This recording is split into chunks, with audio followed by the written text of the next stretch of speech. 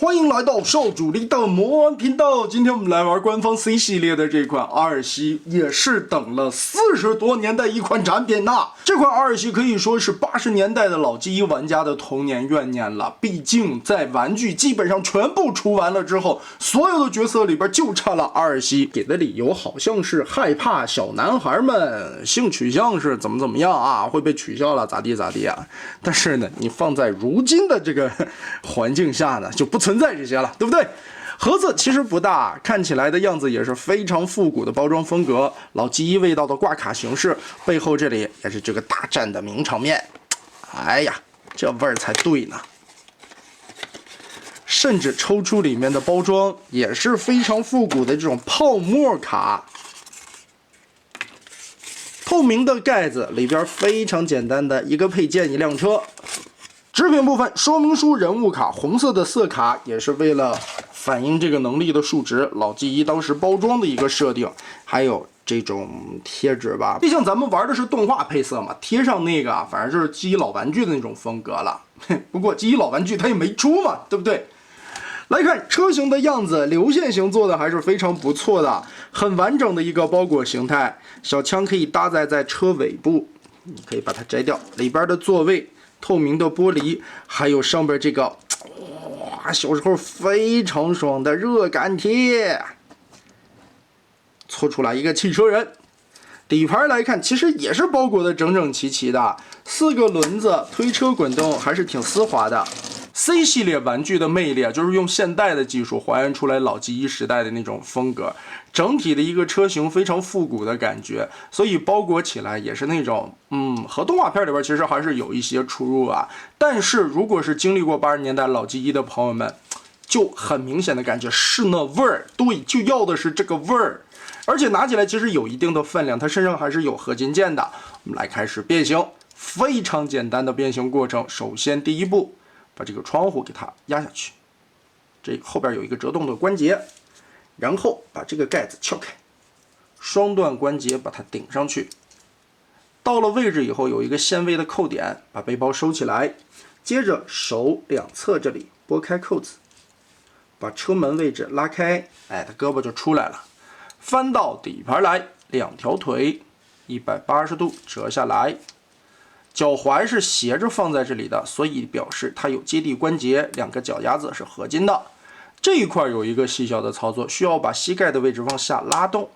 拉到底，根部这里是一个葫芦锁的滑道，会有嘎哒的锁定点，扣住，然后把腿并起来。你看看这2条腿其实就是 X 造型啊，就是很日式女孩的那种很娇羞的姿态。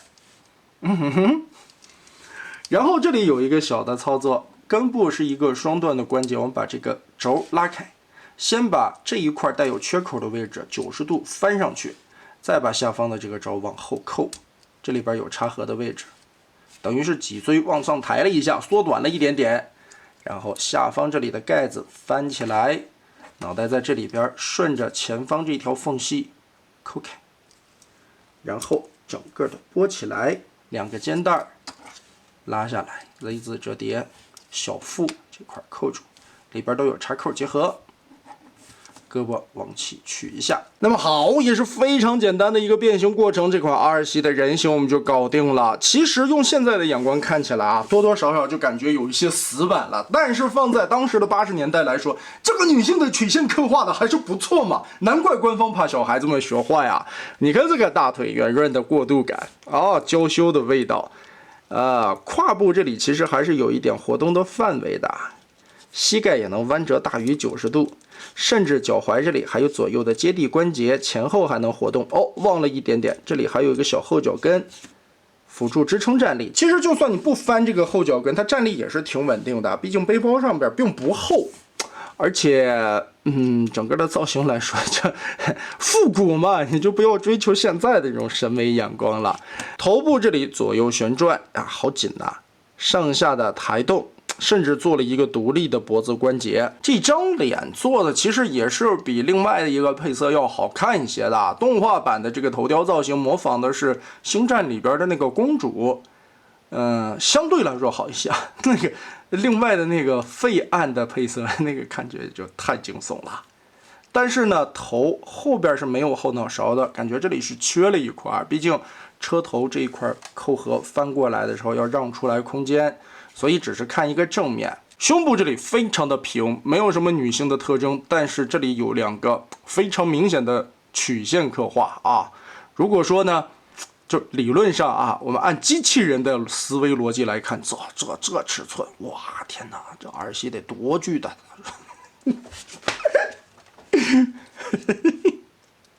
肩膀这里其实还是有可动的关节的，360度旋转是从这一块的根部，这里会暴露两个螺丝孔，看起来有些碍眼。但是如果说你贴了贴纸的话，可以把这俩窟窿挡上。胳膊平举只能举到大概45度啊，胳膊肘这个位置可以旋转，曲肘也能达到90度多一些。手部这里就没有什么可动了，甚至有偷胶。腰部没啥旋转的关节。腿部刚才我们也看了，活动范围还可以。作为电影后期的角色，个头方面其实也是不小的，只比擎天柱第一头，他和热破的感觉是差不多高的。